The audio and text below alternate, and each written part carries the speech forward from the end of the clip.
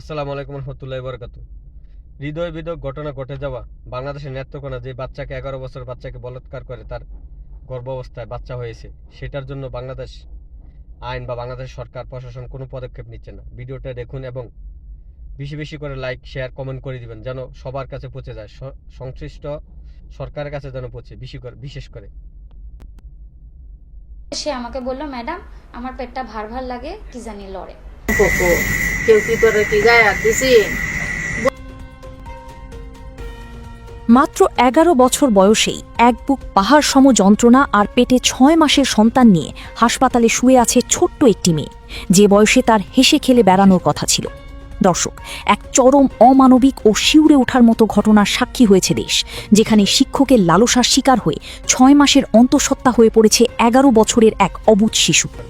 ঘটনাটি ঘটেছে নেত্রকোনার মদন উপজেলার পাঁচহার গ্রামের ফাতেমাতুজ জাহরা কওমি মহিলা মাদ্রাসায়।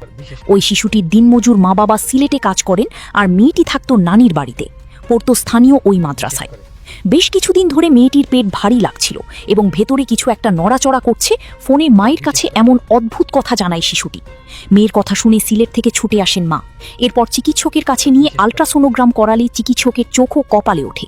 রিপোর্ট বলছে ওই একরত্তি মেয়েটি 6 মাসের অন্তঃসত্ত্বা।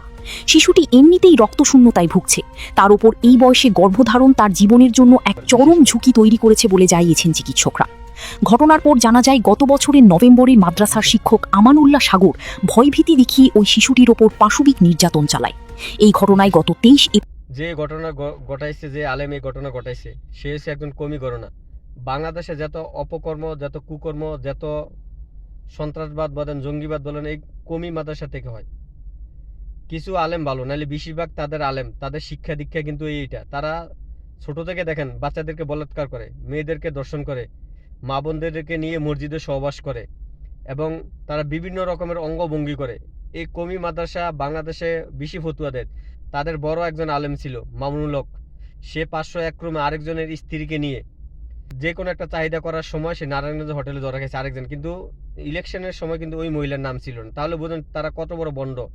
তারা এত বড় বন্ড, মানুষকে বলে বেদাত শিরিক, যারা মাজার ভক্ত তাদেরকে নিয়ে অনেক গালাগালি করে, অথচ তাদের মতো বেয়াদব, তাদের মতো বন্ড লুচ্চা মানুষ পৃথিবীতে আর পাবে না। তাদের নাম আলেম হতে পারে, কিন্তু তাদের মনে নবীর ইমানের চেতনা নাই।